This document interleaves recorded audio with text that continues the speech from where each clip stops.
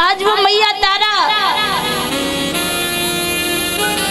सोच रही है कि आज हम अकेले हैं। कैसी भगवान की परीक्षाएं हैं। हमारा पुत्र भी छीन लिया, पति भी छीन लिया। जवाब दिया महाराज हरिश्चंद्र ने, रानी हमें 1 टका चाहिए। रानी ने टका के बदले में आधी बची हुई साड़ी अपने पति को सौंप दी। ऐसी अवस्था देख करके लज्जित होने लगी। जाकर के वो माँ एक मंदिर में छिप जाती है। जब मंदिर में छिप जाती है, विश्वामित्र ने गलियों में आवाज लगाई, काशी के लोगों, आपके यहाँ एक डायन आ गई है जो बच्चों को खा जाती है। यदि आप बच्चों को सलामत रखना चाहते हैं तो उस डायन को मार दो। काशी के लोगों ने जब ये शब्द सुना, हाथ में तलवार उठाई, मंदिर को चारों ओर से घेर लिया। कालू मेहतर भी वहां पहुंचे, हरिश्चंद्र को भी बुलवाया गया। हरिश्चंद्र को तो पता था कि इसमें कोई डायन नहीं, हमारी पत्नी है। कालू मेहतर ने ऐलान किया कि इस डायन को मारने का हरिश्चंद्र का काम है। तारा ने जब सुना कि हम अपने पति के हाथों से मारे जाएंगे, सारे दुख को भूल जाती है। बड़ी प्रसन्न हुई कि हम अपने पति के हाथों द्वारा मारे जाएंगे तो हम तर जाएंगे, उद्धार हो जाएगा हमारा। गर्दन नीचे की ओर झुका ली, हाथ जोड़ करके मंदिर से बाहर की ओर चली आ रही है।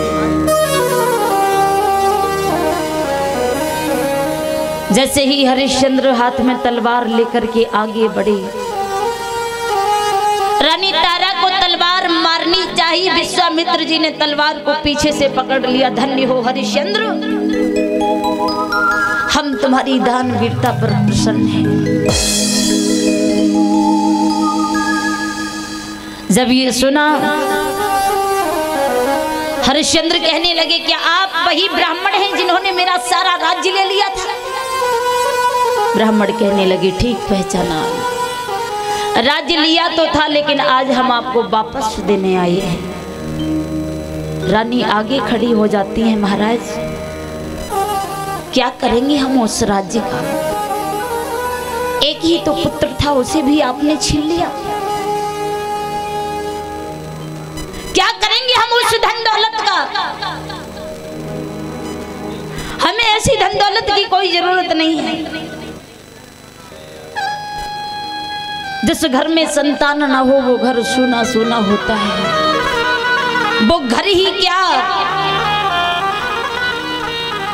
वो नर और नारी का सारा जीवन ही सूना होता है। इसलिए प्रार्थना यही करो प्रभु से, धन भले ही कम देना लेकिन हमें हर सुख देना प्रभु। संतान का सुख सबसे बड़ा सुख है।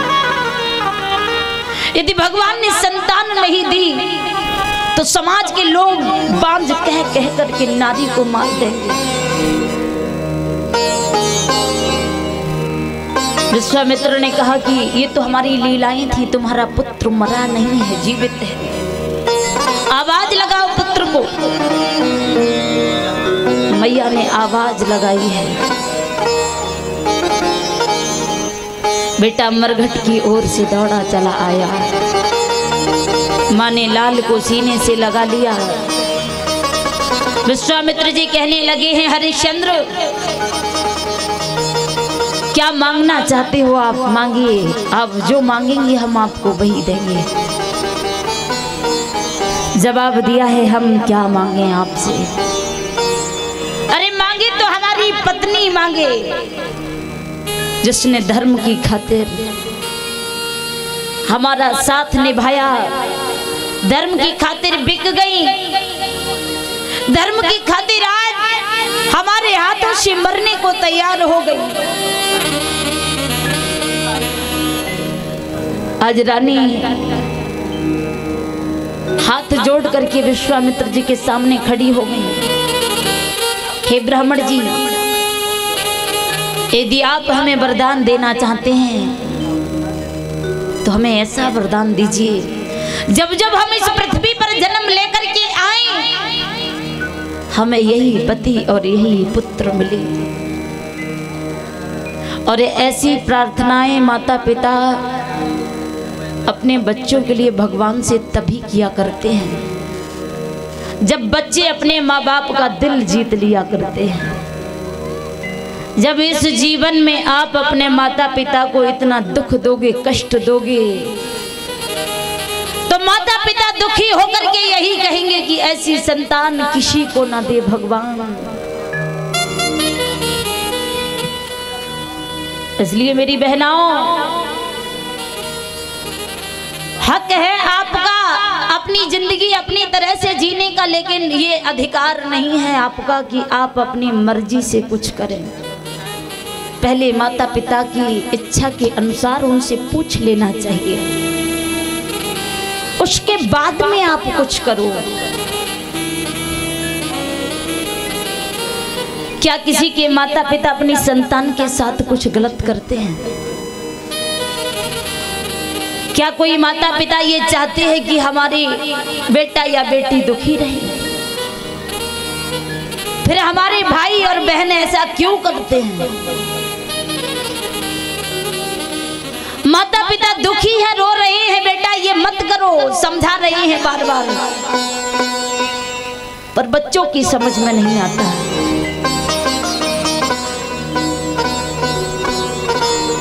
पिता की शान बेटी हुआ करती है, बेटी पिता के सर की पगड़ी हुआ करती है। यदि बेटी कोई गलत कदम उठाए, कोई गलत कर्म करे, समाज में सबसे पहले पिता को लज्जित होना पड़ता है। क्या गुनाह कर दिया पिता ने जो समाज में पिता को सर झुकाना पड़ जाए? हमारी बहनाएं ऐसा क्यों करती हैं अपने पिता के साथ में, माँ के साथ में? जो हमारे माता पिता समाज में सर झुका करके बैठे, उन्हें इस लायक बनाओ कि सर ऊंचा करके बैठे। जिंदगी जीने का अधिकार है। जब तुम्हारी जिंदगी तुम पर सौंप दी जाए तब आप अपनी जिंदगी अपनी तरह से जीना। जब तक आप माता पिता के बंधन में हैं, आप ऐसा कोई कर्म ना करें जिससे आपके माता पिता को कोई कष्ट हो। बहनाओं से ही नहीं, हर भाई से मेरा कहना है, सम्मान इज्जत चरित्र से हुआ करता है।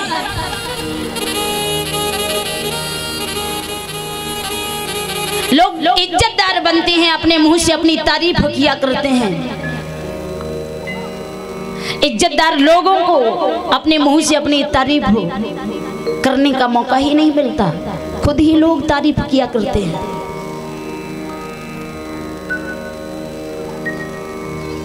और हमेशा समाज में झुक करके चलो, क्योंकि कुएं में जब भी बाल्टी डालते हैं पानी भरने के लिए उसे झुकना पड़ता है। और आप जीवन में कुछ पाने के लिए झुको।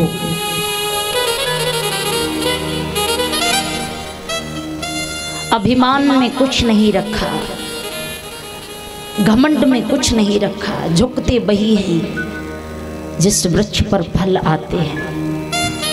जिस पर फल नहीं होते वो झुकना क्या जाने।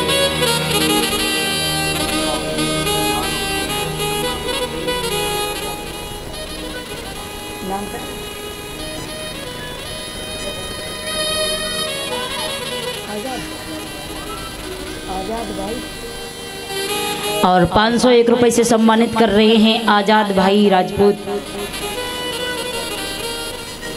201 रुपए से सम्मानित कर रहे हैं अनिल भाई। 501 रुपए से सम्मानित कर रहे हैं त्रिमोहन राजपूत।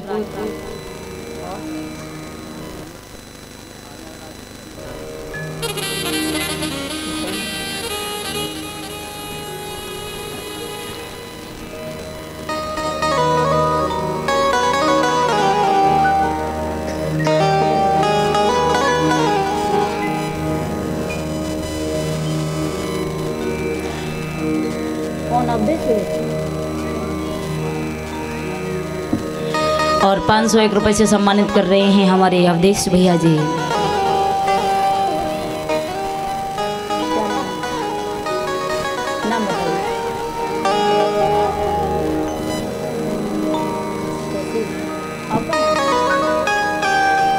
और छोटी सी बच्ची कशिश 101 रुपए से सम्मानित कर रही हैं। कामना करेंगे प्रभु से इस बच्ची को प्रभु सर्व बुद्धि प्रदान करते रहें। और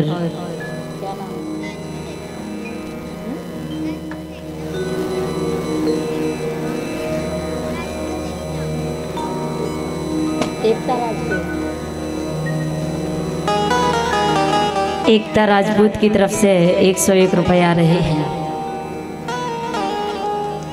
कामना करेंगे प्रभु से इस बच्ची को सर्व बुद्धि प्रदान करते रहें।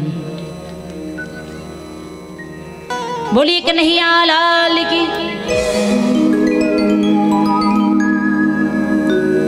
इस प्रकार विश्वामित्र जी ने हरिश्चंद्र की परीक्षा ली है। हरिश्चंद्र लौट करके अपनी राजधानी में पहुंचे हैं, फिर से वो वहां के राजा बनते हैं। इस प्रकार विश्वामित्र जी ने हरिश्चंद्र की परीक्षा ली है, उनका नाम अमर हो गया। और 501 रुपए यश राजपूत की तरफ से आ रहे हैं। और 701 रुपए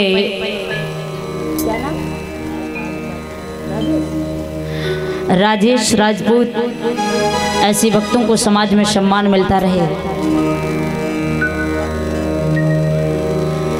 और 501 रुपए राकेश राजपूत की तरफ से आ रहे हैं। ऐसे भक्तों को समाज में सम्मान मिलता रहे। माँ भगवती कल्याण करती रहें।